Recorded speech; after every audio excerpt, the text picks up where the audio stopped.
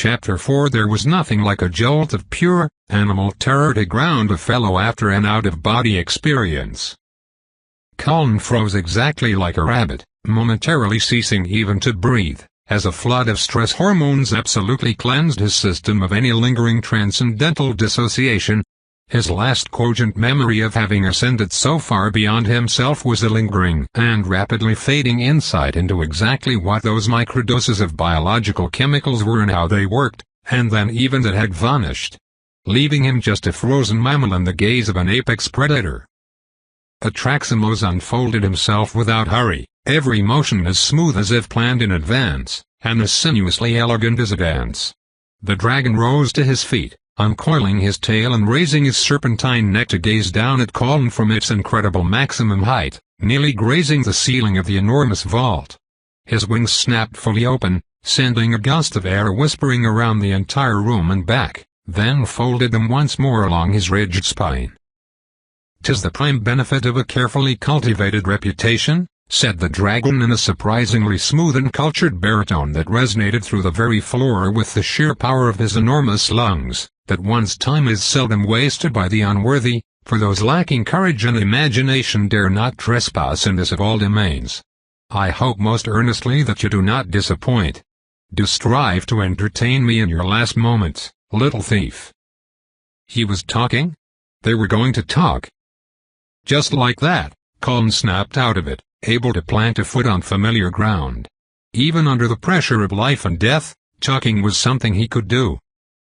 "Your pardon, good sir," he replied, straightening up only to bow as courteously as he was able. "Both for the intrusion, and the correction. I have not stolen anything of yours, nor was it my intention to." "Lies." The dragon sounded amused. At any rate, he wasn't attacking. Yet. Dismally uncreative lies, albeit gracefully stated. "Would you care to check my pockets? I'm even willing to donate all their contents by way of apology, though. Seems like my loose change and hardtack wouldn't be a worthwhile addition to this collection." Atraximos leaned his head forward, narrowing his crimson eyes, and Colin managed, by exerting every iota of his willpower, not to flinch. Despite his enormous size, the dragon was clear across the even more enormous room, and that relatively small shift hadn't brought him anywhere close to chomping range. Yet. In fact, Colin belatedly realized that the beast wasn't staring at him, but past him and above his head. "Aha! I was more correct than I dared hope. So, little thief, you have divined a use for my maggot. This may in fact be of some value to me. Tell me, what have you contrived to have that esoteric contraption do?" Colin risked taking his eyes off the monster for the split second it took to flick them toward the timekeeper arch and back.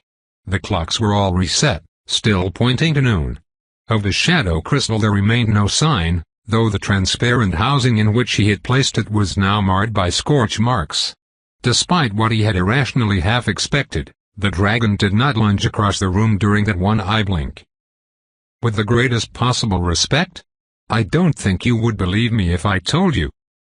Atraximos's lips curled up, and it was uncanny how easily Colin could read every nuance of his expression, as condescendingly smug as it was amused. "We are neither of us going anywhere, thief. You might as well indulge me." "The truth, then?" He hesitated, then shrugged. It wasn't as if he understood any of this well enough to concoct a convincing lie. "I have no idea." The dragon snorted. "And you thought I would find that hard to believe? This tale grows less intriguing, not more. Verily, any who are wise and learned enough to both know the contents of my hoard and covet the use of my treasures would dare not approach my domain save through the use of some witless cat's paw. Give me the name of your master, little thief. I would know with whom I have actual grievance." He did not consider even for a moment trying to protect the entity. That damn thing had not only put him in this situation, as deadly as it was absurd, but had stubbornly refused to tell him what it actually wanted from him. It had swooped in at his lowest and darkest moment to build up his hopes with absurd promises. It wasn't as if Colin didn't know how French religions and crime rings were recruited, and he would never have trusted that shifty thing long enough for it to really wrap him around its tendrils had the alternative at the time not been death in prison. "I don't know its name," he answered without hesitation. "It refused to say. It's some kind of spectral shadow being that follows me around. It seems to know a great deal, especially about where various rare treasures are hidden and how to get at them. Not that it was willing to come in here with me. Trolls and even devils it would mess with, but apparently not dragons." "Well, you're a disappointment, little thief," Atraximos said with disdain. "Nothing but the expendable tool of what sounds, at best, some mildly interesting puppeteer. A covetous fairy, like as not, or something similarly lacking imagination. 'Tis a pity. Ah, well. Ere we proceed, little thief, tell me, from what village do you hail?" He nearly answered just as swiftly and openly, since keeping the dragon engaged in talk was the closest thing he had to a plan here, but then something nudged him from within. For a fleeting moment, Colin was reminded of the expanding, ascending sensation that had nearly taken him permanently out of his own body. Nothing remotely that extreme happened this time, but it was as if the world around him shivered under some cosmic blow. Or maybe it was only his own senses and perceptions that shook. Whatever the cause, through the cracks he suddenly had a familiar glimpse of what lay under the structure of reality.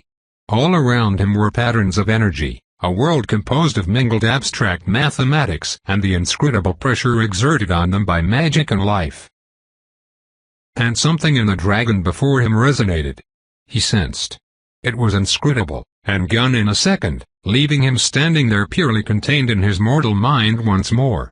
But he retained that lingering perception of intent, malice, of a looming threat behind that seemingly innocuous question. "Are you actually so interested in my history?" he replied with great care. "Truly, I am flattered." "Reputation, little thief." Atraximos took a step, then another, his head held high. He was not closing the distance toward Colin, but moving to the side. Draconic body language was different, but after a second the context seemed to snap together in his mind and Colin realized he had seen this before. "Some people just like to pace while they lectured. That I enjoy even a moment of tranquility in my own home is due entirely to the strength of reputation. It is known what befalls those who disturb my peace, and only by reinforcing the lesson with every fresh opportunity do I maintain my serene existence. I will hear who you are, and from where you hail, that I may go there and scour it from the face of this world. The entire patch of creation which spawned you shall burn as a warning, lest the ever-fading memories of your short-lived kind forget the doom of those who court my irritation." Well, that had been a blessed instinct. Colin had been one careless word from unleashing Atraximos the dread under of Cabot itself. The Rivak Empire had ample defenses against all manner of threats. But presumably, so had the Valerald Empire in its day, when a younger and likely less powerful Atraximos had brought it down. "I came here from the Greater Moon," he said aloud, expression carefully deadpan. The dragon chuckled, shaking his enormous fanged head. "A poor thief, but a passing jester. Maintain your paltry mystique, then, boy. You were worthless enough to be sent here to die. I certainly do not esteem you more than did your own master. The effort of extracting truth from you could not possibly yield any result sufficient to justify the tedium of the task. Very well, I shall select a town at random. You may apologize to its denizens in the afterlife." He ceased his pacing, turning to stare at Colin directly, head-on, with a cruel little smile. And still, he did not lunge, or spitfire. Of course, Colin realized, Atraximos was a monster even among dragons, sadistic, gratuitously destructive, and to judge by this conversation, evidently bored. He was going to draw this out. What was most strange to Colin was how calm he was. No longer panicked or frozen. In fact, he felt that strange energy thrumming in him. Some kind of barrier had been breached and not put back all the way. Something was seeping through into him. Certainty, focus, motivation. There was something within him now that didn't consider this hopeless, that calmly reached out for a strategy. The collection. The hoard. That would be the primary thing staying Atraximos's incipient rampage. These treasures were his life's work, the pride and joy of any dragon. He wouldn't lash out in a way that would destroy them. Unfortunately, Colin was standing right smack in the middle of the Timekeeper artifacts, the ones that were famously impervious to any harm or degradation. Atraximos could bathe this part of the room in fire, and at worst he would have to scrub the scorch marks off his collection. He probably knew a spell to do that. What Colin needed was to get across the aisle in front of him, into that maze of furniture, weapons, tapestries, robes. Across the wide-open aisle leading directly toward the enormous beast who could move faster than Colin could think, if half the stories about dragons were right. How could he get across it without crossing it? "Have you nothing more to say, then?" Atraximos purred. He remained upright and still, save for the spaded end of his tail, which twitched like a hunting cat's. "Pity. I dared to hope you would furnish some paltry amusement in your last moments." "I would be lying if I said your disappointment troubled me," Colin replied, courteously. "Think. How to get past. Could he distract him somehow? The truth is, I don't much care for you, sir. I'm sure you understand." Alas, the lion holds no regard for the rabbit's opinion. Strange for the lion to bother telling the rabbit so, in that case. The dragon actually paused, mouth slightly open in surprise. Then he narrowed his eyes. The faintest flicker of orange light glinted from behind his teeth. Colin shifted his eyes from the dragon to the display of far more fragile treasures into which he wanted to flee. If he could only. Pressure from within, the world faltering around him as the luminous nature of reality peeked through from beneath, and still something inside him was surging up, struggling against a barrier. Until it suddenly wasn't. For the most fleeting of instants he experienced it all again, transcendence, complete unity with the pure mathematics, the infinite harmony. He was nothing, and he was everything, and he was all stages in between. And now he was just a man, standing far too close to a dragon, but amid racks of expensive and ancient-looking cloth and armor, all the way across the aisle from the place among the impervious Timekeeper artifacts at which the dragon was still staring. Atraximos turned his head immediately, lashing his tail once. But then he smiled. Ah! Finally, a hint of sport. A respectable trick for such a pitiable rodent. And? Is that a fleeting glimmer of strategy I see? Very well, little thief. I am happy to draw this out a few minutes more. One of us, at least, has all the time in the world. He paced forward, placing his first enormous clawed foot into the aisle between sections of the neatly organized hoard, and changed. Colin knew dragons had two forms, of course. He figured it must be fairly common knowledge, but obviously everyone in the Rivak Empire knew that fact intimately. Instead of a great lumbering fire-spewing beast, Atraximos could simply step into the rows between his orderly treasures in the form of a man, completely obviating the only advantage Colin had managed to grasp. He was really starting to intimately understand why challenging a dragon was idiomatic shorthand for any bad idea. It was strange how cool he remained in the face of it, and what had the teleportation been? He didn't know any magic, and portal magic was notoriously among the most complex and difficult. But that calm remained in him, along with that mysterious thrumming energy that Omega had left him with. He watched Atraximos approach, thinking as fast as he ever had in his life. Immediately, he began retreating, moving backward and sidestepping in the general direction of the door. The displays were orderly and well-spaced, making neat rows with ample room between them for a normal-sized person to walk and admire their contents. Nice for viewing purposes, but disastrous for Colin right now. Atraximos just stepped in between display cases and armor stands, watching Colin sidelong and moving with no evidence of hurry. In fact, it seemed almost as if he was pausing to admire his treasures more than hunting the interloper. Ah. Yes. This, I believe. The dragon flipped open a case with one clawed hand and reached in to pick up the artifact contained. It was a whip, seemingly twice as long as Colin was tall, made of well-oiled and tightly braided red leather interwoven with filaments of gold and small spikes of obsidian. An effective weapon, but as an implement of torture, one that would shred flesh with each strike. He had passed up any number of beautiful and probably magical swords to choose that. Colin ducked behind a row of shoulder-high cases full of knives and daggers, watching the approaching dragon through the glass. He hadn't yet started running, sensing that as soon as he did, the chase would be on in earnest, and then it would be as good as over for him. So long as he engaged Atraximos and maneuvers at a walking pace, the dragon would hopefully continue to toy with him. Every extra second bought him another hope of coming up with some way out of this mess. Why was he so unnaturally calm about this? The brimming, inscrutable energy within himself filled him with vigor, but he was neither numb nor overly excited, emotionally. He could tell that purely by the inappropriate admiration he couldn't help feeling for the suddenly humanoid figure of the monster pursuing him. His emotions were not being stifled, he just knew that he could prevail, here.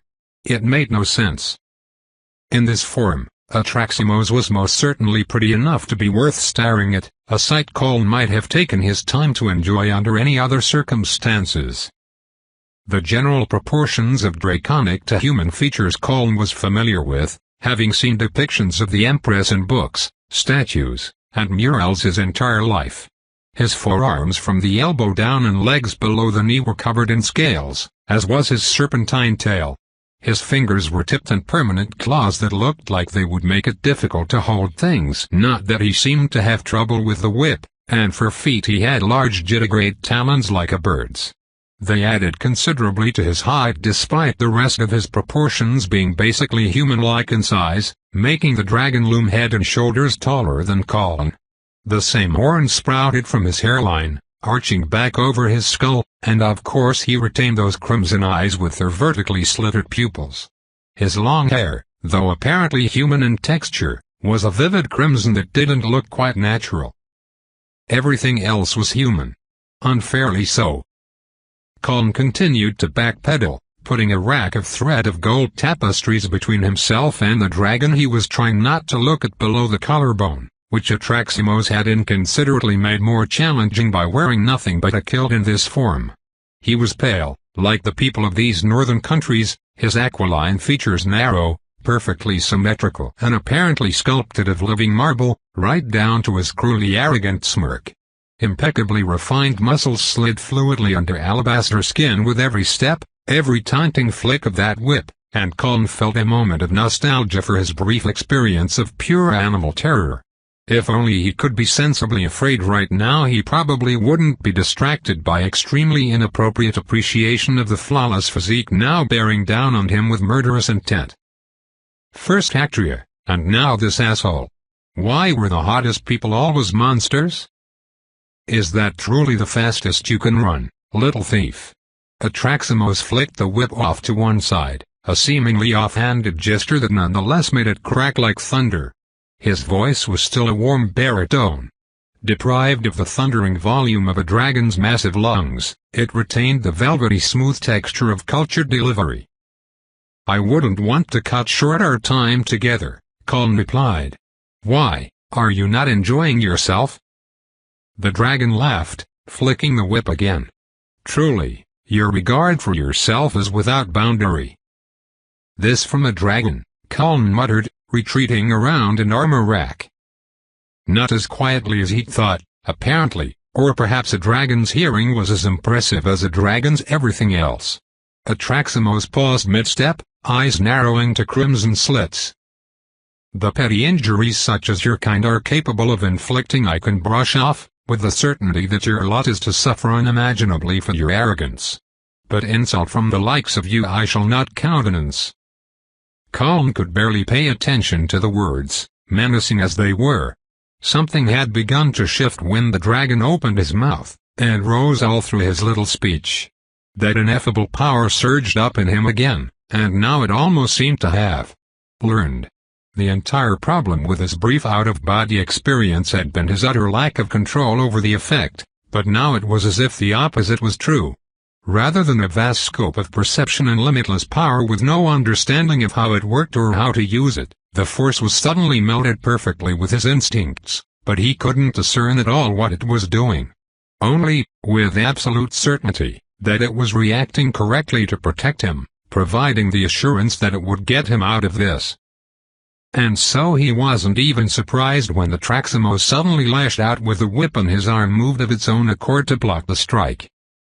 The cord struck his forearm with a force that should have broken it, instantly coiling around.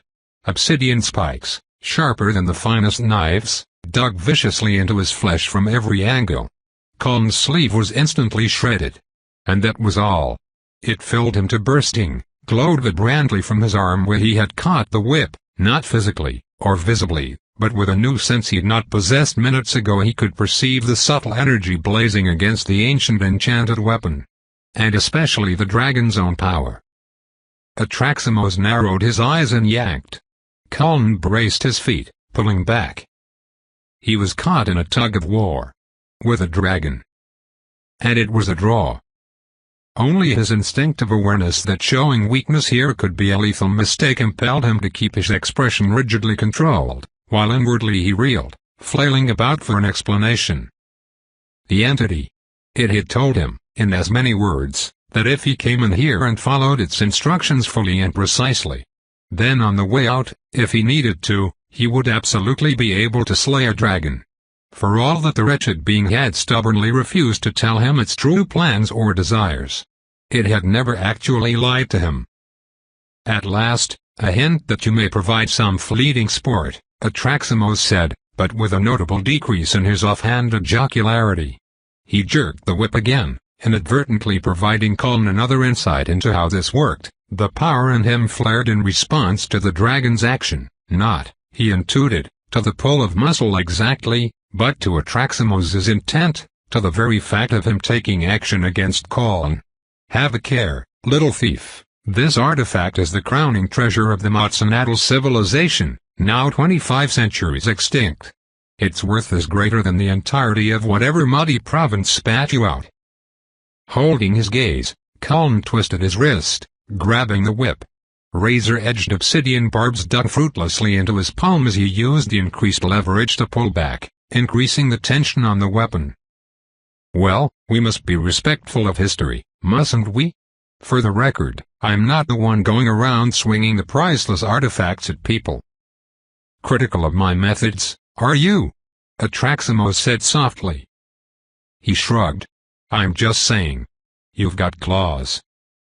The dragon stared at him in silence, down the length of brutal whip connecting them. Colin stared fearlessly back, entirely confused by the fact of his own fearlessness, but for the moment, just riding this wave to wherever it would wash him up. Abruptly, Atraximos released the handle of the whip, causing Colin to stumble backward as the force against him was released. It was only for a moment, half a second before he caught his balance again, but that was enough. Just as fast, despite the space and the obstructions between them, he was there. Standing calm and proud within arm's reach of Colin. So I have, the dragon agreed, baring his fangs in a smug grin, and slashed those claws right across Colin's face. The claws alone should have shredded him like paper. The force behind them was enough to fling him bodily across the chamber, reduce him to a splattered wreck against the impervious limestone wall. Instead, Colin staggered again, his face jerking to the side as if from the effect of an open-handed slap. Atraximos blinked at him once in confusion, clawed hand still upraised. Colin slapped him right back. He felt that inscrutable power welling up again, resonating with the dragon's own magic, countering it. Changing the rules. His blow, which should have been as ineffectual as if against a marble statue, made Atraximos the dread jerk back into the side in a mirror of Colin's own posture. He was having a slap fight with a dragon. Amazing how, even though this adventure had proved less deadly than he'd originally believed, it hadn't gotten any less stupid. Atraximos raised his claws to touch his sculpted cheek, his expression not of pain or even annoyance, but sheer wonder. Only for a second, though. Perhaps prompted by Colin taking a series of rapid steps backward from him, those slitted crimson eyes fixed again upon his guest, narrowing in focus. "I have changed my mind, little thief," he declared, pacing after Colin's retreat with measured steps, talons clacking upon the floor with each footfall. "Be proud, you have proved yourself minimally interesting, which exceeds the highest aspirations of the vast hordes of your ilk. I shall indeed take the time to unravel every mystery you present, and then to acquaint you with every nuance I know of suffering, ere I grant you the reprieve of oblivion." Colin uncoiled the whip from his arm as he retreated. Its murderously sharp teeth continued to have no effect upon his skin even as they reduced his threadbare sleeve to just threads. Mindful of the artifact's great venerability, he set it carefully atop a glass display case as he passed rather than tossing it to the floor. "As tempting as that is, I have to decline. There are people I actually need to punish. You are just in my way." Atraximos narrowed his eyes in the first expression of open anger Colin had seen on his exquisite face. "And with that, little thief, you overstep once too often." The languid pace of his advance shifted into a rapid charge. He opened his jaws as he came, baring fangs and revealing the glow of incipient fire behind his teeth, claws outstretched in a lunge for Colin's throat. The dragon was done playing. And so was the enigmatic power that countered him. This time Colin didn't even retaliate with his hands. He didn't really have time, given the swiftness of Atraximos' strike. He felt the pressure, the glow, and with nothing but animal instinct to guide him as a dragon was lunching at his face, he lashed out with it. They didn't even connect, but Atraximos was flung bodily away, crashing against a row of armor stands and knocking them over. The growl of sheer outrage that rose from the ensuing tangle of limbs, scales, and ancient metal was far too deep to emerge from a human throat. Colin whirled and had only barely started to dash for the exit before the magic rose again, and suddenly he was across the room. He stumbled from the surprise of finding himself abruptly standing in the great arched entryway, but recovered quickly. With his next step it happened again, and he was suddenly at the end of the hall, opening back onto the bone-strewn main chamber. A third flicker of teleportation brought him to the lip of the stairs, where he got his first unobstructed view of the chamber before him and skidded to a halt. There were now 6 dragons present, and they were all wide awake, upright and staring at him. Well, rumbled the larger of the 2 green dragons, bearing her full complement of firm-sized teeth in a murderous smile, "just as I thought." Colin was spared any further draconic commentary by the arrival of Atraximos, who burst out of the opening directly behind him in his full-sized form, snarling and spitting outraged little puffs of flame. "No closer!" the crimson dragon bellowed, his powerful voice reverberating almost painfully off the walls. "The little pest is mine." "Husband, wait," said one of the larger females, who had pure white scales and pale blue horns. She had turned her head toward Colin and was studying him intensely through narrowed eyes. "This creature is not." Atraximos rounded on her, extending his neck fully and letting out an animal roar of sheer savagery. The white dragon sneered and turned away, lifting her nose. "On your head be it, then." He turned his full, undivided attention on Colin, for whom this was incongruously a relief. It resolved the dilemma of which terrifying threat to have at his back. With the other 6 dragons ordered out of the fight by the alpha male, he could risk taking his eyes off them. His ongoing lack of fear was no less eerie, but he embraced it now, staring up at the beast preparing to annihilate him. In part, now, he had some logical assurance that the unknown power he now held would work. He had seen it do so. More than that, though, was to the unconscious certainty. Whatever was happening to him, it was deeply integrated with the core of his being. It knew, just as the entity had promised, that he was a match for a dragon, even if Colin yet had no idea why or how. Atraximos extended his neck, jaws opened fully, and a blast of incandescent flame engulfed Colin, as did a blazing glow from within. He stood there in the dual inferno, for the moment just experiencing both. Dragonfire was pure magic, He could see that now that it was met and matched by the power inside himself. Recalling what he could of his experience within the Tamagat, the sensation of ascension, of dissolution, he suddenly felt he had gained a greater understanding of this mysterious well of energy. Now, suddenly he could see it, feel it, comprehend what it was doing. It resonated with the inherent magic of the dragon, not only Atraximos, but with the other 6 now watching him from behind. There was something harmonious in it. Not dragon magic, but dragon adjacent, like 2 notes in the same chord. And now he understood, at least a little better, how to wield it.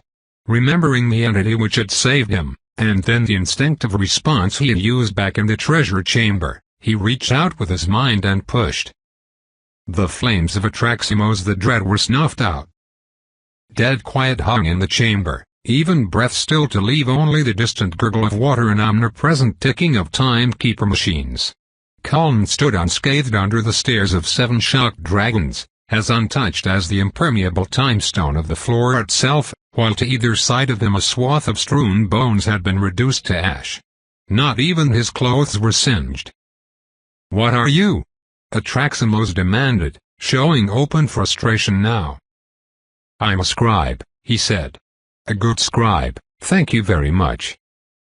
Colin reached out with one hand, and with his mind. Then he closed his fist, and exerted his will. His power sang, resonating with that of Atraximos, and while the power was something Colin was using, magic was what the dragon was. They roared in harmony, and again he pushed. Atraximos growled, claws flexing against the indestructible floor as he was held bodily in place by nothing but the will of a scribe.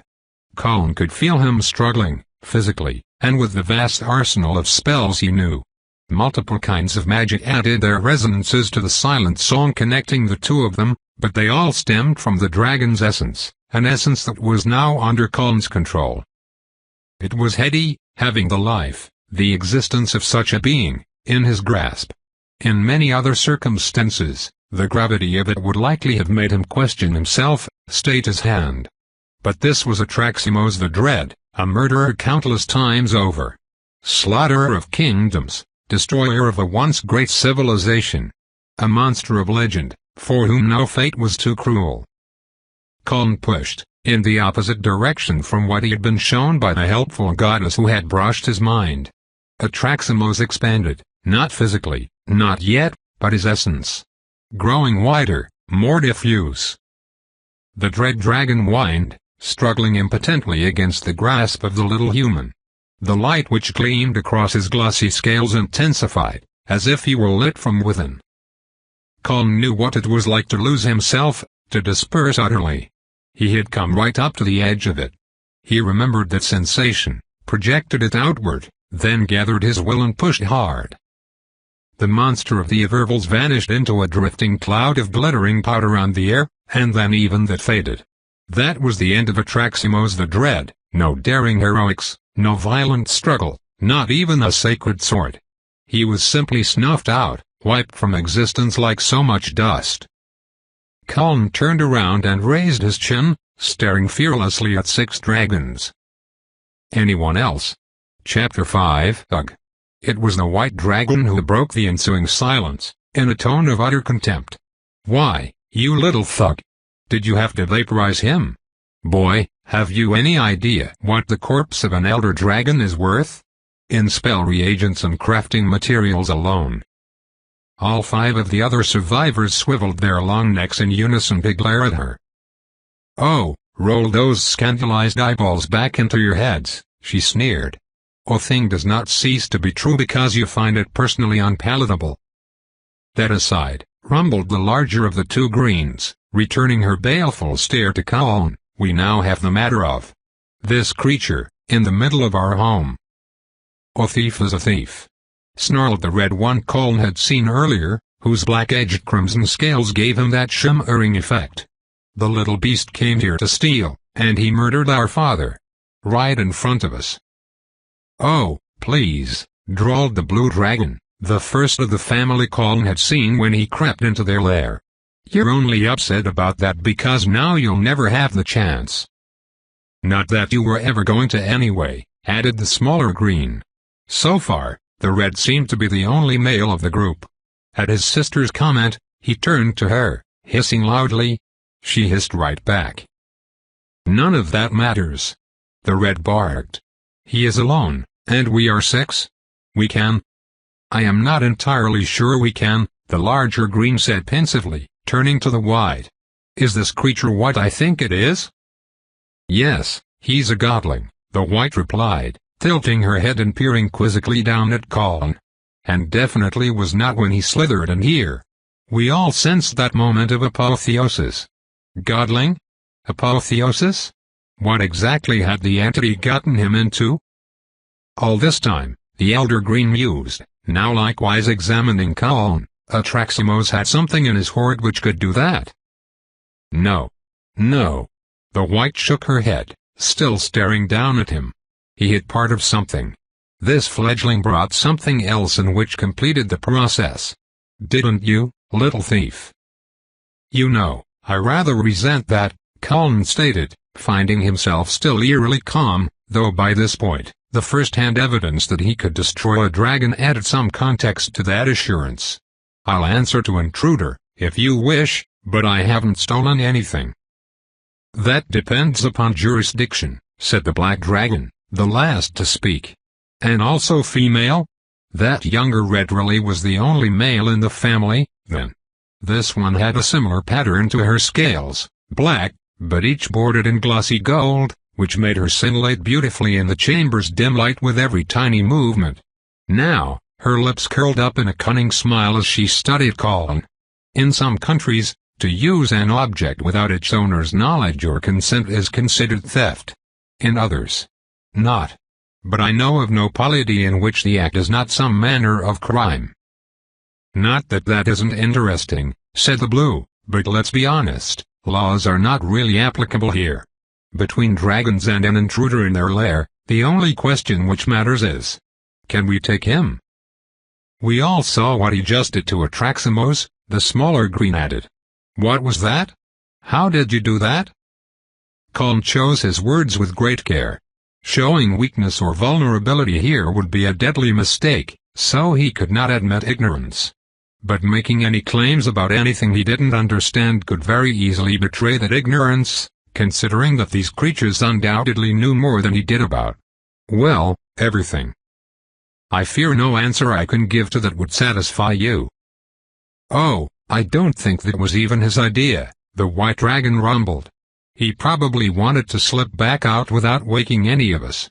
But then Atraximos attacked him, attacked a fresh godling at the moment when his inherent apotheosis was in the earliest stages of settling upon an aspect, thus forcing said aspect to coalesce in order to protect himself, and settle upon a hard counter to exactly the danger being pressed upon him. She snorted derisively, shaking her head. It seems oddly characteristic of Atraximos that his final act was to birth a brand new god of dragon slaying right in the middle of our own home. They all stared down at Colin in silence, and he fought mightily to maintain his own composure. A brand new god?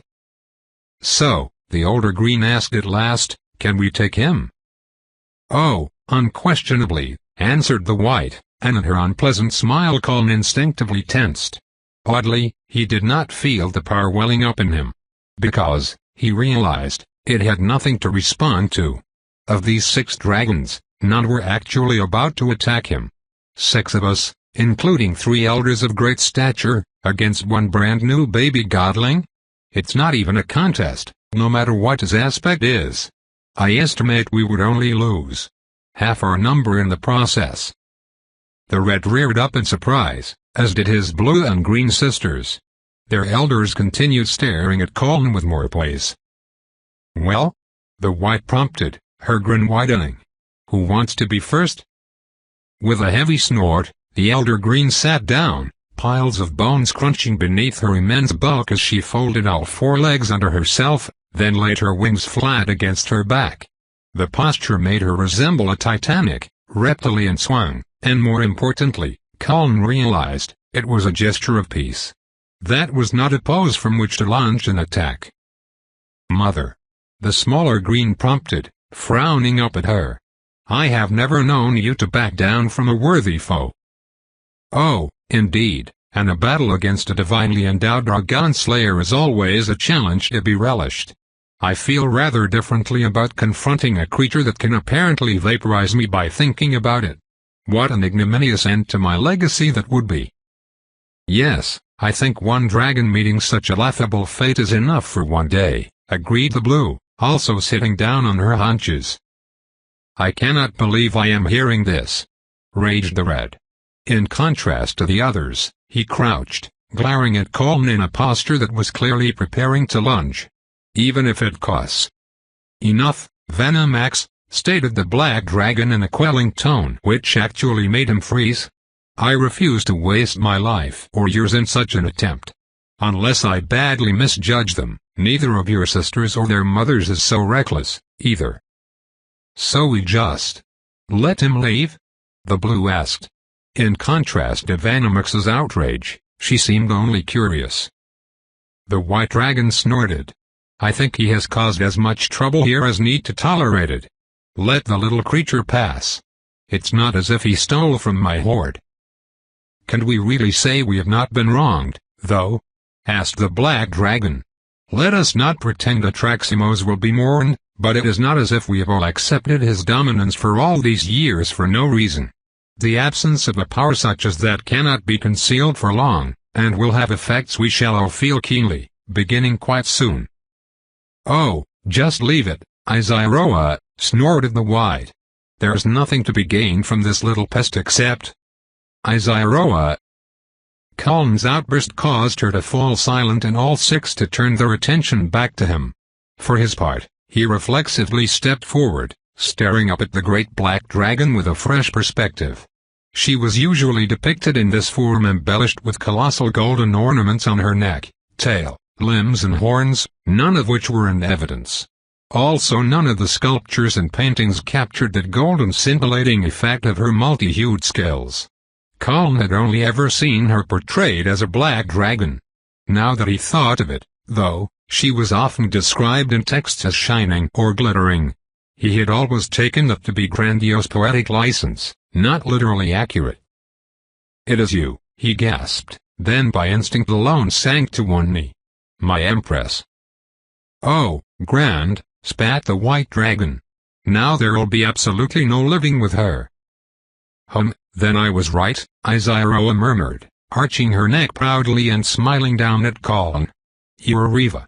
One hesitates to judge by apparent ethnicity. My empire has always been arranged to embrace diversity and reward skill above birth. The accent, though. And you are a scribe. What a curious, winding path must have led you here. It's... that is. Curious and winding is a good way to describe it, Your Excellency. I am not sure how much you would even believe. I'm not sure how much I do, he added, half to himself. Are you really going to make him kneel there? The blue dragon asked in the same tone of simple curiosity she had used before. As we have established, Izyroa replied, it seems I can scarcely make him do anything. One appreciates a young man who knows the value of respect, however. Might I be honored with the name of the man who widowed me? The last was in a distinctly right tone. Even with all the ample evidence backing up the entity's assertion that none of these dragons particularly cared about the death of Atraximos, her phrasing made Colin flinch. I am Arkansas Colin Zelikur, Your Excellency. Formerly a scribe in your royal archives. Formerly? Her tone was openly amused. Now? Yes, I suppose so. This is the last place I would expect to find one of my scribes, at least with permission. It's the last place anyone would expect to find you. Colin burst out. Your Excellency. Where have you been? The Empire prospers. That is, at least, it endures. Rivak is never at its best except during the years when its eternal Empress reigns from the throne. Your Izyroa, your people miss you. We need you. The black dragon's expression had sobered while he spoke, and now she answered in a softer, solemn tone. I have never abandoned my people, Arkansas Colin, or forgotten them for one moment. What I do because I judge it best. I watch over my empire from a safe distance, ever ready to intercede when I am needed. But it is not meet for people to be ruled with the fist of absolute power, however benign its intent. For Rivak to be strong, its people must cultivate that strength by overcoming trials through their own virtues. In those virtues and that strength I have absolute faith, and it has never gone unrewarded. By all the hells, this is going to go on all day, isn't it? Groaned the white dragon. Iziaroa turned a much cooler stare on her. It would be well within your capabilities to be famed and even beloved by the mortals, Imar Alafin, if you had ever cared to bother. Please, as if... Did you say Imar Alafin? Colin practically shouted, forgetting himself. Are you serious? The white wind of the north? That Imar Alafin? The white dragon peered down at him again, but this time with a distinctly self-satisfied smile. Well, I suppose a scribe of all people must be relatively well-read. I would hardly need to be. Even people who barely know anything about magic have heard of the dragon mage. I can attest to that, since I barely know anything about magic myself. You're supposed to be the greatest sorcerer since the age of the timekeepers. I begin to see your point about respect, Iziaroa, Imar Alafin remarked, finally settling down on her own haunches and gazing at Colin with clear approval now. He's an amazingly agreeable specimen, considering I am talking to the creature who snuck into my home and murdered my husband. Colin suddenly had several thoughts in quick succession. The first was that he had just been gushing like a fool, hardly the reaction he'd have hoped for upon first meeting figures out of legend. The second was that while any of the upper class back in Rivkabit would have been utterly contemptuous of such ham-fisted fawning, Hactrio would have dryly excoriated him on the spot. The ancient dragon just appeared straightforwardly pleased. Were dragons just vulnerable to flattery? It seemed an odd and oddly specific weakness. The third was that Imar Alafin was probably the reason the entity had refused to accompany him in here. Whatever kind of creature it actually was, and Colin was beginning to have some suspicions, she would surely have seen it coming a mile away. I am almost afraid to ask who you are, he said, turning to the last of the elder dragons, the larger green, and attempting as best he could to marshal what remained of his poise. I would be quite surprised to receive so ardent a reaction, she said with subdued amusement. I am Tiavatharis, and not much known on this continent. Only by drawing a long, deliberate breath did Colin manage to stay composed this time, and that at least partly because of the smell. Did you? You did say Tiavatharis? Your accent is peculiar, but yes. Don't tell me you know that name. The hero of the Beyond incursion? The dragon who single-handedly ended the mad epic, who ventured alone through the planar rift to destroy the generals of the reveling host in their own realm. Yes. Yes, my lady, you may be assured I know that name. I take some exception to that phrasing, she said, still calmly, but with a smile stretching her own reptilian lips now. It was an effort of countless souls, many of whom I held as comrades and friends. Though, yes, that final feat was mine alone. And this was a very long time ago, not to mention on the other side of the world. You do indeed surprise, Arkansas Collins Ellicur. Well, not much known is relative, for an elder dragon who saved the world a few times, the blue female remarked. I can't. Colin slowly turned his entire head, staring up at each of the three in turn. They seemed somehow too grandiose, too important to look at simply by moving his eyes. You're legends, all three of you. Some of the greatest. And nobody even knows you're here. Nine heavens, what are you doing here? Just here, in the middle of nowhere. That was Atraximos the Dread you just slew, boy, Tiavatharis replied sardonically. What sort of common drakes did you think he would have for consorts? We like our privacy, Imar Alafin said pointedly. It is difficult for dragons to make our presence unobtrusive, Iziaroa added with greater calm. When not actively shaping the course of world events, we prefer remote lairs and a low profile. Thus our arrangement here. Dragon families have more resemblance to the alliances of nations than the bonds between mortals such as yourself, Arkansas Colin. Hence our willingness to accept submission to such as Atraximos, cretin that he was. His presence served to disguise our own. His violence ensured us the opportunity to pursue our own interests and raise our hatchlings in quiet, and in calm. Calm is also relative, the blue dragon commented. Imalafine reached out and smacked her with a wing, which the smaller blue seemed to take in stride. That is. I suppose I follow, Colin said slowly. Intellectually, at least. It seems a strange arrangement to me. What a shame that is, Imalafine sneered, so greatly do we value your opinion. Political marriages among human nobility work very much the same, said Izairoa. It's our way, Tiavatharis added with a brief sideways movement of her neck that he interpreted as a shrug. Atraximos contributed strong genes and protection to this arrangement. Liking his company or approving of his actions were never a part of it. Had another male come along and defeated him, we would have accepted the replacement. With roughly the same degree of attachment, most likely. Another male did, though, the smaller green dragon commented. Then grinned widely at her mother's disapproving expression. Another male dragon, obviously, Tiavatharis amended. Don't expect a human to understand how we think, or how we live. You don't think he's cute? Daughter, shut up. Instead, said Izairoa, now regarding Colin with a thoughtful expression, we should consider the matter before us, and the individual before us, specifically. It seems you, at least, have gained what you sought from this encounter, Arkansas Colin Zelikir. You have left us in a rather more discomfited state. Ironic as this may sound, he said wryly, I am sorry for your loss. Imalafine snorted, Tiavatharis wrinkled her nose, and both the younger female dragons grinned at him. No one is going to miss Atraximos, Izairoa acknowledged, nodding her head once. Not his mates nor his children. I imagine the rejoicing among the mortal population will be monumental. You have undoubtedly made yourself a hero today, young man, whatever you intended.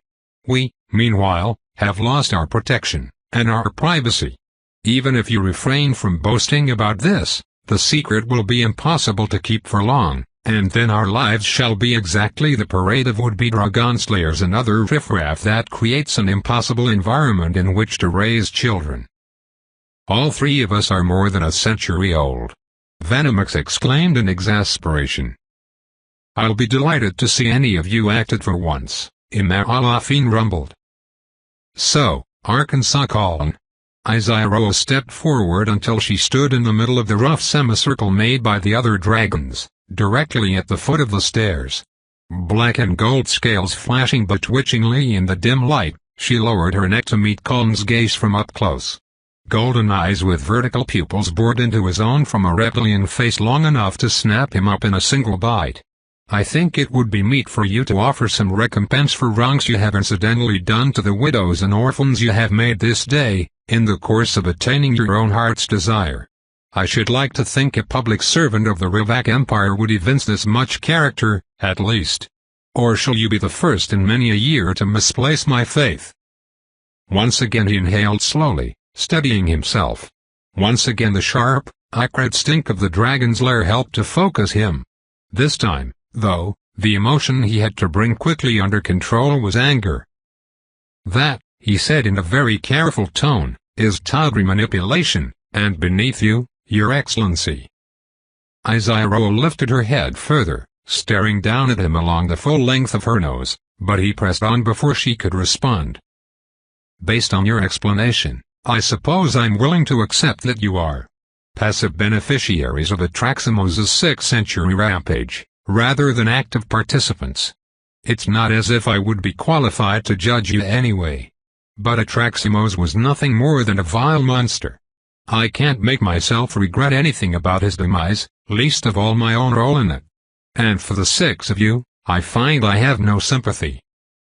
You smug, insignificant mayfly, Venomox growled, lowering his head and beginning to stalk aggressively forward. You presume to speak to Peace, Venomax, Izaroa interrupted, her eyes still fixed on Colin.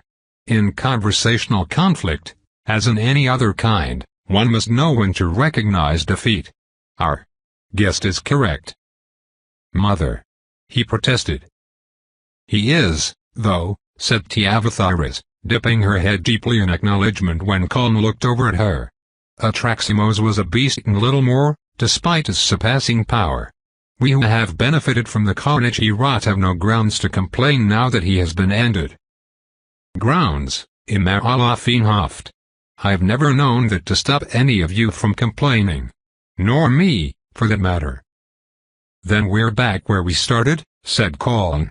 Somewhat self-conscious of his ragged appearance under their collective gaze, he straightened his threadbare, travel-stained tunic, then deliberately raised his head, putting as much steel into his spine as he could muster. It seems none of us have anything to gain here. So, I think I'll be going. Oh, Tiavathyres said in a frighteningly mild tone, is that what you think? Well, I see no reason to doubt Imaralafin's assessment. She's the expert, after all. If you're truly determined to stop me, I guess you can. Who's going to be first, then? All six stared at him in silence. He stared back. Searching within himself, he found no fear, and no upwelling of power in response to them. If Imaralafin was correct, and the power that Temegat had imbued in him was focused specifically on dragons, it sensed no threat. No violent intent. They were, he realized, exactly as the entity had said. It took no courage to be a huge, overwhelmingly powerful apex predator. When confronted by something that might actually threaten them, they wanted no part of it. Venomax was the only one whose posture and expression said he was even tempted. Then, suddenly, Izaroa smiled. It truly was uncanny, how legible the dragon's facial expressions were. She shifted, her enormous form swirling away and compacting as she assumed her smaller, humanoid shape. This placed her on the stairs 3 steps down from Colin, and still nearly as tall as he. Like Atraximos, the effect of her clawed feet made her stand impressively tall, even in otherwise human proportions. Overall the draconic features of her lesser form were similar, scales covering her forearms, gleaming horns arching back over her head, golden eyes with vertically slitted pupils. None of that was what made him stare in stupefaction. Obviously, her face was recognizable. Depictions of her were everywhere in Revkabad, especially the government offices in which Colin had grown up and then worked. He had always assumed, though, that all those paintings and sculptures and mosaics and murals had exaggerated. She was the Golden Empress, and no one had seen her in decades at least. Why would the artists not portray her as the most beautiful woman to exist? It turned out those depictions were startlingly faithful. Her skin was a brown so deep that in this light it verged on black. Her hair a riot of tight curls, mostly gleaming black but shot through with threads of gold, in a pattern reminiscent of the golden edges of her bone scales. She had lusciously full lips. It took an active effort not to imagine kissing, which Colin fully recognized as an inappropriate impulse he chose to blame on his long months spent trekking alone through the wilderness. Even more distracting than her perfect face was her excessively perfect figure. And the fact that she had chosen for attire a strikingly simple white shift which not only made her dark skin seem almost a glow in contrast, but showed off her curvaceousness to a truly unfair advantage. He desperately hoped he was not embarrassing himself too terribly. She was Izaroa, the Empress. And he was not some growth-addled teenager. It wasn't as if he had never met beautiful people before, nor had any trouble behaving. First Atraximos and now this. What was it about dragons that made it so hard for him to keep his damned eyes in his head? And then, before Colin could even compose himself properly, she knocked him for a loop yet again. As was mentioned moments ago, we dragons do, in fact, have traditions which cover precisely this situation. The Golden Empress knelt before him, demurely lowering her head. In this form, her voice was recognizably the same as that of the dragon he had addressed previously, still musical and cultured without having the powerful resonance of enormous lungs. More than that, her tone was distinctly warm. "Welcome, then, to the home you have won. What would you have of us, husband?" Chapter 6. Once again, a stunned silence fell, filled by the distant background music of water and ancient machinery. "Have you lost your mind?" Imar-Alafin finally asked, her voice oddly conversational, even casual. "Serious question. If we have to put you down, I'm taking your word." Tiavatharis cleared her throat loudly. "I believe, in that event, my claim is as good as yours." "Very well, then. Standard rules, one divides it, the other picks her half. Unless you wish to fight for it." I'm not one to back down from a challenge. But after dealing with an insane Iziroa, I doubt I'll be in the mood. I'll divide, you pick. I'll divide, you pick. Before you proceed any further with the disposition of my estate, Iziroa said in a biting tone, half turning her head to glare over her shoulder at Imar-Alafin, I suggest you ladies fix your attention on the situation in which we actually stand. The situation is you spouting the most imbecilic blather I've ever heard, the White Dragon retorted. I should think you would appreciate the deflection, Iziroa. We have our differences, to be sure, but I have never known you to embarrass yourself this way. Nor is it like you to be so shocked by the merely unconventional, Iziroa countered. Upon consideration, I find it is just as Vadaryl, she said. Our mate was bested by a superior male. By draconic custom, that which belonged to Atraximos now belongs to Arkansas Colon, his horde, his lair, and his wives. I was joking, said the smaller green, who must be Vadaryl. That was a joke. In 100 years, Iziroa, you've never taken anything I said seriously. This is when you start? A good point is a good point, regardless of who says it or why. Iziroa turned her warm, mysterious smile on Colon, who belatedly realized he had just been standing there in stupefaction while the dragons argued. He decided to keep doing it for a while longer. It wasn't as if he had a better idea. Mother, you cannot be serious. Vanomax hissed. There is no way to say this without sounding condescending, said Tiavatharis, so I shall simply have to trust you will forgive me. Iziroa, this man is not a dragon. I'm glad she said it, Imar-Alafin rumbled. I would have made it last a lot longer. There would have been adjectives. Many adjectives. He is not a dragon, Iziroa agreed, still studying Colin with that bewitching little smile.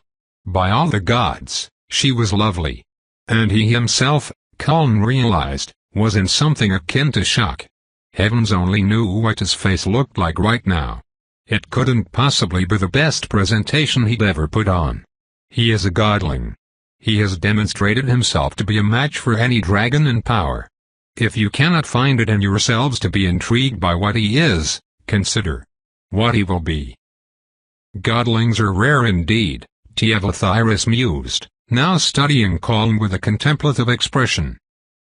Gods are rarer, Imar-Alafin snorted. Most godlings never complete the transition. Most don't survive. A thread of uncertainty and rising fear shot through the confusing torrent of emotions whirling inside Colin. What in all the hells had that entity cajoled him into? Why had he been barmy enough to listen to it?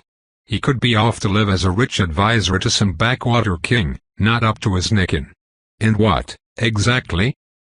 That is true, Iziroa agreed, taking her golden eyes off Colin for just a moment to glance back at Imar-Alafin. As with all things, it depends upon the individual, and the circumstances.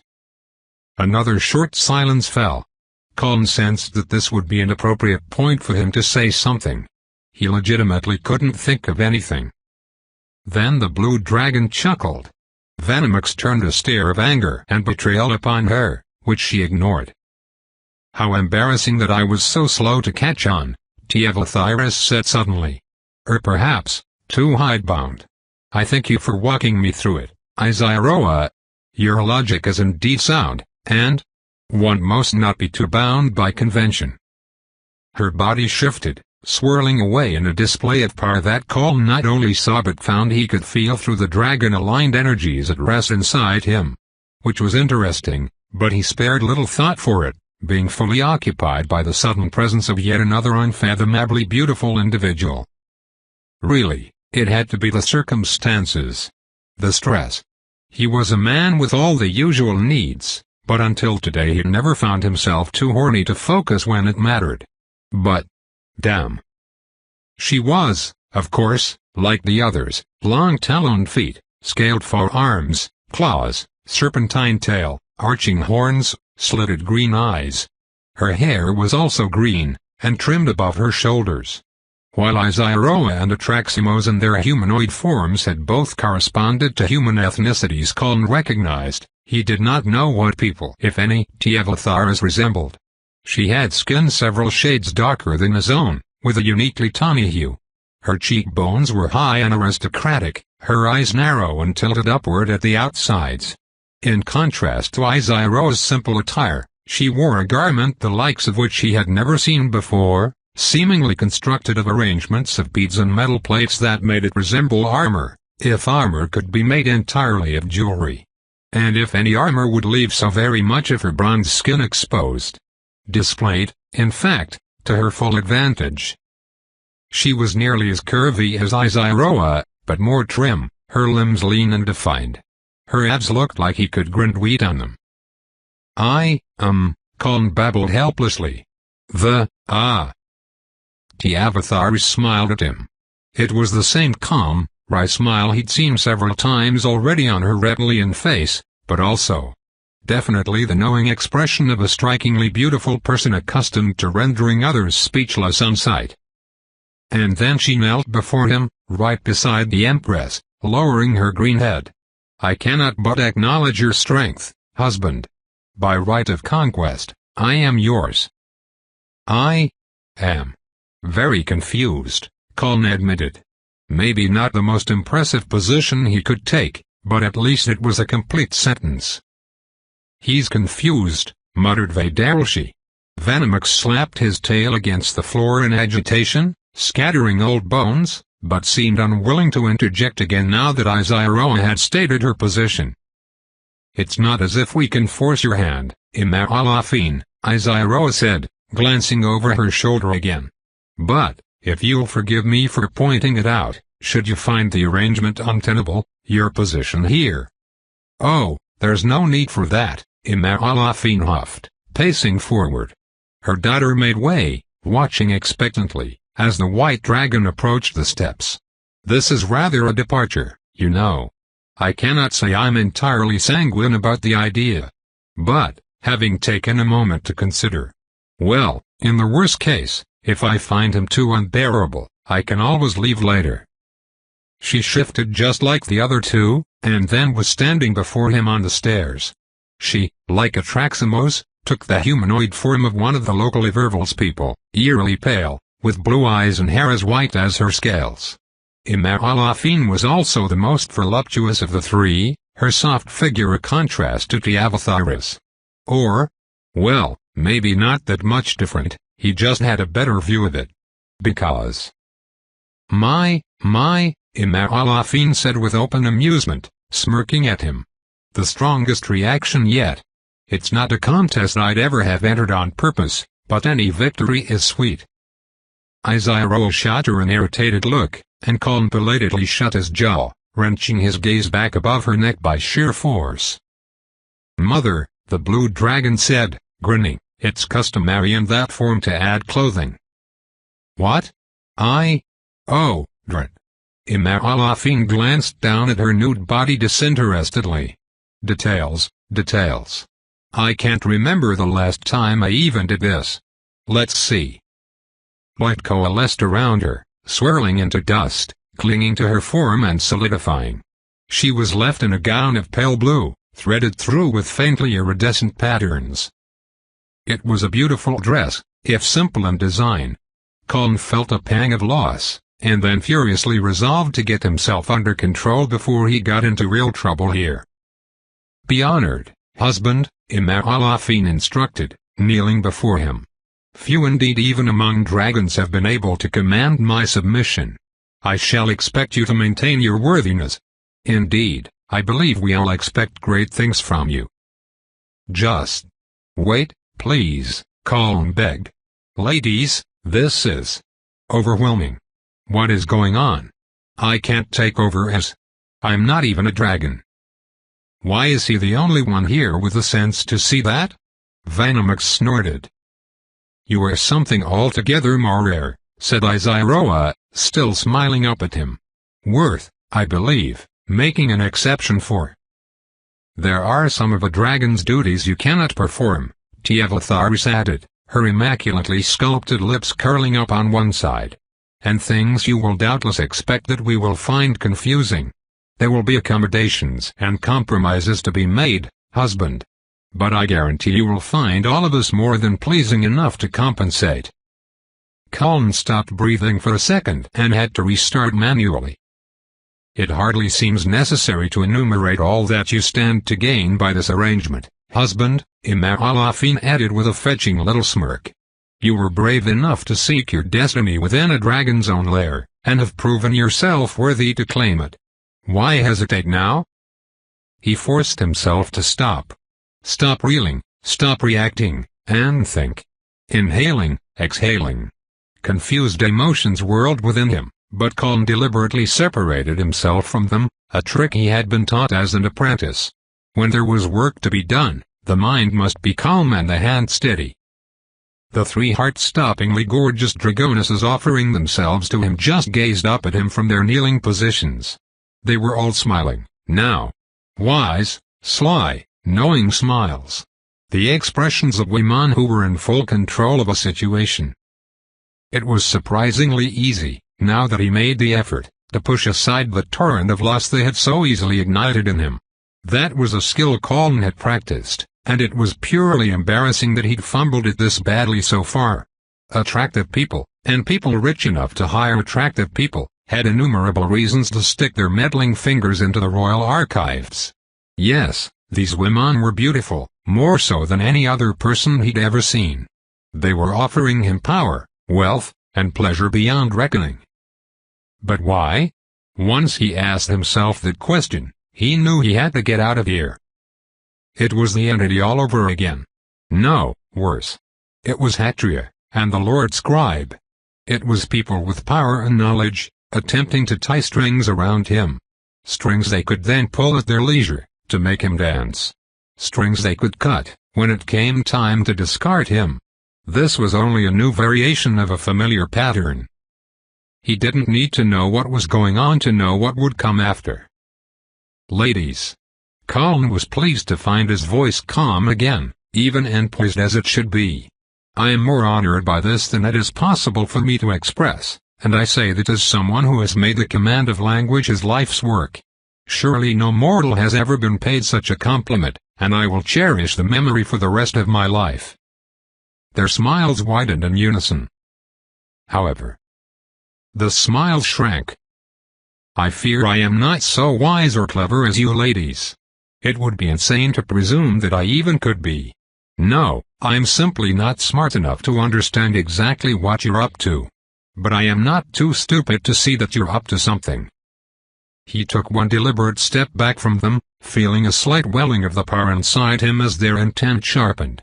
They were not planning to attack, he sensed, but somehow he had just demanded a great enough share of their focus that his dragon-aligned and apparently deific powers reflexively prepared to match whatever was about to come next. My apologies for the intrusion, and this disruption of your lives. Though to be perfectly frank, it sounds like you deserve all of it and worse. My Empress, you have my word I will keep your secret. I suspect you were right, it will not be possible to keep word of this from spreading. But when the world begins to learn what happened here, it will not be from me. Colin bowed, as deeply as he could without taking his eyes off them. And with that, this is farewell. The power had already reared up within him, not strongly this time, but prominently enough that it took a much slighter effort of will than before to grasp it. Especially since, now, he was directing it to do something he already knew it could. Kaln's first voluntary, deliberate use of his dragon-escaping teleportation took him clear across the huge chamber, past the 3 elder dragons who had knelt before him, then past the 3 younger ones in their larger forms who were looking on with various expressions of frustration and amusement. He now stood just before the great arched exit to the tunnel that led outside, hearing behind him the clatter of huge bodies disrupting piles of bones as they turned to follow his progress. Wait. She moved like a Traximo's had in his first lunge at Kaln, crossing the chamber with such near instantaneous speed that he couldn't be sure whether it was some kind of magic or she was just physically strong enough to propel herself that way and suffer no ill effects. Still the power did not react, telling him this wasn't an attack. Aizaroa stepped up alongside him, holding up one clawed hand in an open gesture, and somewhat against his better judgment, he found himself pausing, and turning to face her. The Empress inclined her head to him in a nod so deep it was nearly a bow. Kaln, I apologize. It was not my intent to manipulate you, at least, not specifically. I am so unaccustomed to explaining myself that I simply failed to recognize a moment when that would have been the correct thing to do. He wasn't affronted at the familiar form of address. She was the Empress of Rivak, his Empress, and whatever she chose to call him, that was what he would answer to. His shortened name was less startling than husband. Kaln hesitated, studying her expression, which now seemed open and genuinely contrite. He knew, intellectually, that his decision to get out of here had been the smart one, but he honestly could not remember the last time someone had offered to actually explain something. It was refreshing. I apologize as well, Tiavatharis added, arriving in the same manner, with Imaralafine a step behind her. The White Wind looked more miffed than repentant, but Tiavatharis at least bowed to him, her face full of sincerity. This was not Aizaroa's error specifically, but a flaw to which we are all prone. She's right. It is more appropriate, in our dealings with you, to be forthright. Will you hear us out? Imaralafine said nothing, just folded her scaled arms across her impressive chest and looked expectant. He should leave. It was still the smartest thing to do, or the least stupid, anyway. But of all the people by whom Kaln had been jerked around over the last year, these were the first who had apologized, much less offered to explain. And they were so gorgeous. I suppose, he said very carefully, it would be pretty rude of me to turn my back on such an earnest request. Even if we cannot part as friends, there's never a call for needless discourtesy. Aizaroa blinked once, languidly, and then a smile of sheer infectious delight spread across her features. You've read my treatises? Your Excellency, everyone has. I mean, everyone in the Royal Archives, at least. We live by them. If it need be said, Kaln, you have my permission to call me by name, she replied, and though he knew she had to be more than capable of putting up a front, the warmth in her expression seemed real enough that he could feel it in his own chest. Real enough that he missed it keenly when it faded a moment later, leaving her face more serious. Let me be frank, then. The arrangement we propose would be every bit as unconventional for us as for you, but the advantage for us is too great to pass up. That was a surprisingly complex thing to react to. Advantage wasn't exactly flattering, but on a certain level it was as reassuring as disappointing. There definitely had to be something in it for them, aside from his own raw charisma. But that's more believable, he acknowledged, but I don't understand exactly what advantage that is. You are a godling now, Imaralafine stated matter-of-factly. To have devised and executed this plan, you must have a greater understanding of the process of apotheosis than the average scribe, greater than most mortals, I should think. Undoubtedly, then, you also have a strategy in mind for what comes next. But you must also be well aware that this is the most dangerous and uncertain part of the process, no matter what preparations you have made. Kaln kept his mouth firmly shut. Godling? Apotheosis? Did the gods not predate everything else?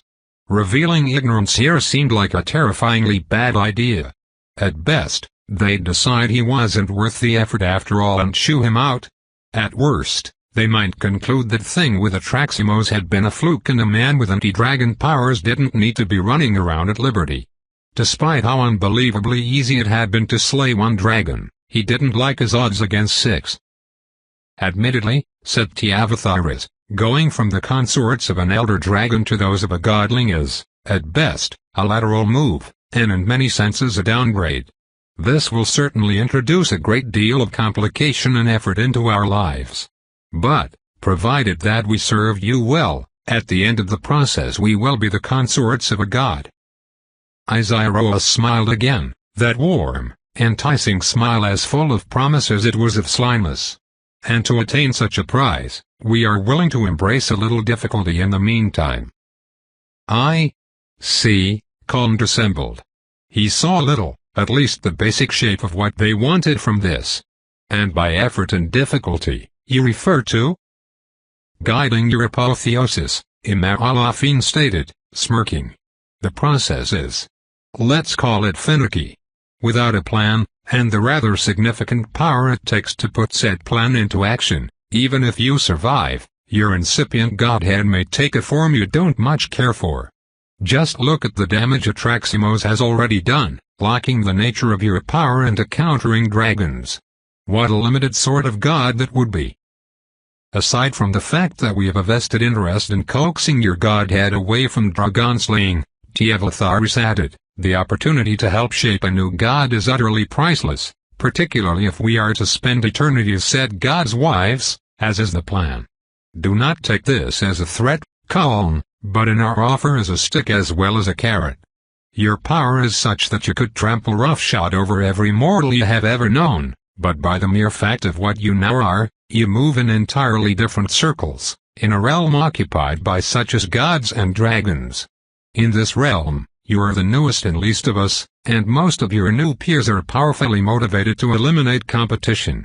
This is why most godlings do not survive to complete the process.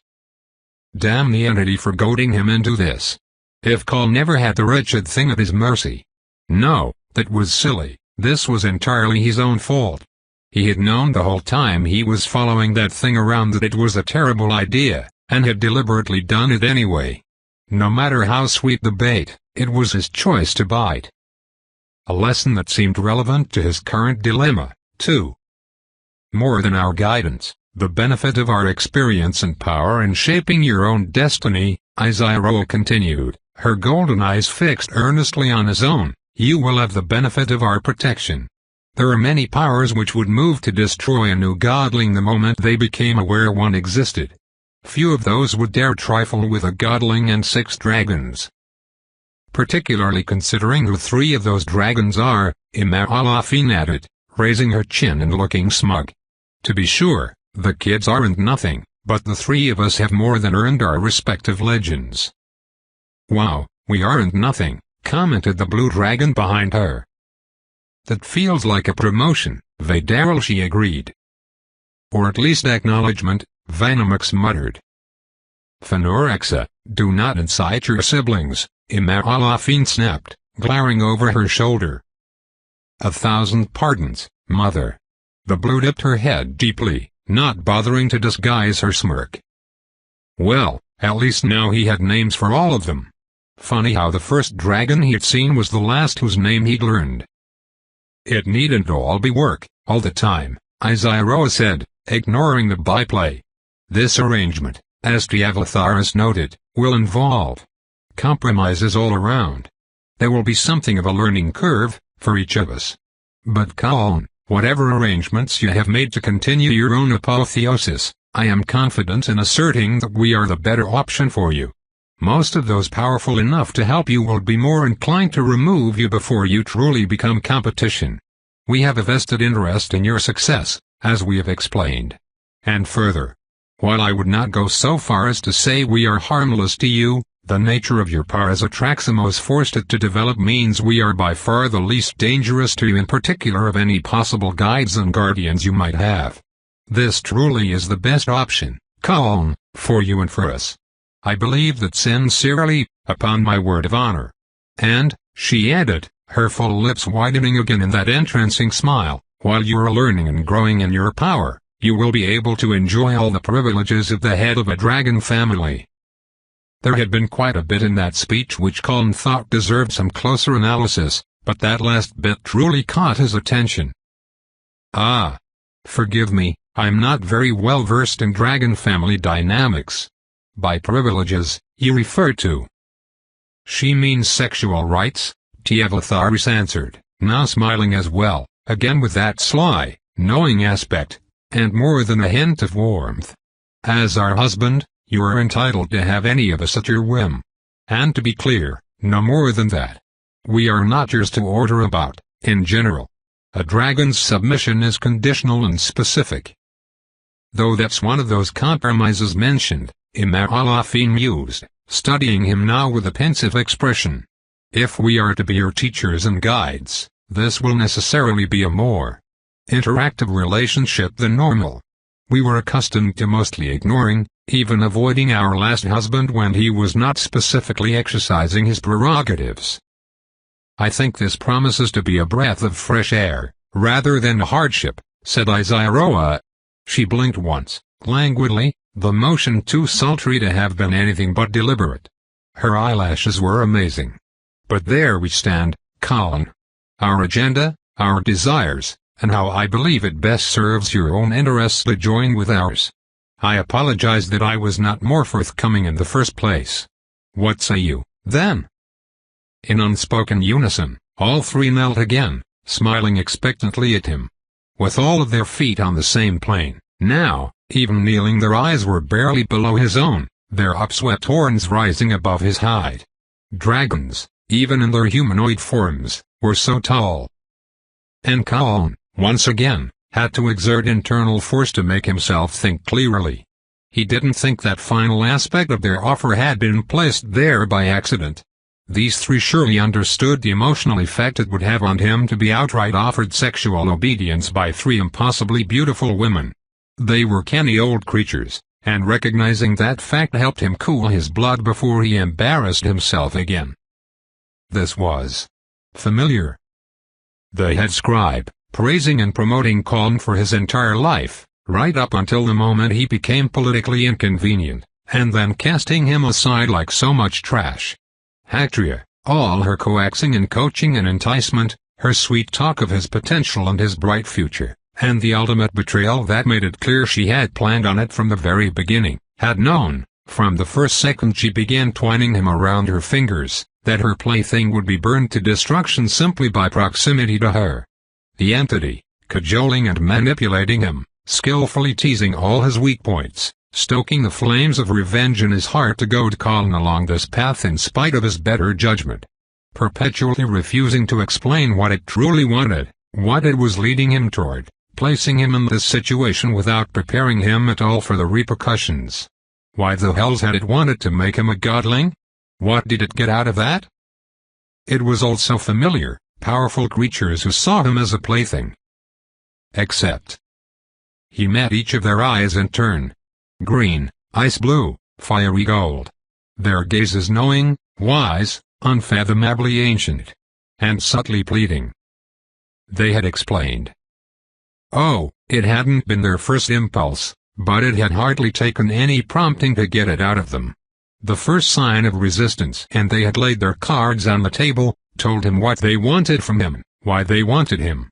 The very same question the entity had stubbornly refused to answer no matter how he confronted it. The one Hactria had always deftly avoided, distracting him with some new pleasure any time he dared ask why someone like her would be interested in someone like him. They could be lying, of course. But their explanation made sense. It was plausible for them to want exactly what they claimed, and that was what none of the others had ever offered him. A sensible reason, an assurance that they would not turn on him, not out of any promised personal attachment that could be withdrawn on a whim, but because of a vested interest that linked his success to theirs. It made sense. It could work. Even if it was a distraction from his revenge. Oh, what he could do to his enemies with the full wealth of Atraximos and 3 elder dragons at his side. Why, with Isaroa alone as his wife, he would hold such a rank in the empire that he could simply order those who had wronged him to suffer. She might not allow him that privilege, probably wouldn't, based on her philosophy of rule, but even so, the options this opened up. And, by every heaven and order, they were just so beautiful. Obviously this whole thing about sexual rights would have to be approached with care. Whatever the draconic custom, Colin was not about to lay a finger on anyone who didn't eagerly want it. Still, just the possibilities on offer. Colin cleared his throat. Forgive me, but I'm afraid I am still mostly ignorant of your ways. I don't know the proper etiquette. We are dragons, Imalafine stated, raising her chin in pride. Ceremonies are created by those whose lives are short and whose presence is weak, to lend weight to their words which they do not innately possess. For us, said Tiavatharis, whose word is backed by as much power as any king, to state a thing is to make it true. A dragon you may not be, Iziroa finished, but you are at the least our peer, now, and so it is for you. Claim us, Arkansas Colin Zelikur, and we are yours. Then, Colin drew in a breath, let it out slowly. He straightened his posture fully, and felt a surprising smile spread across his own features. Oh, yes. This was going to be worth everything he had suffered. I do. Tob continued,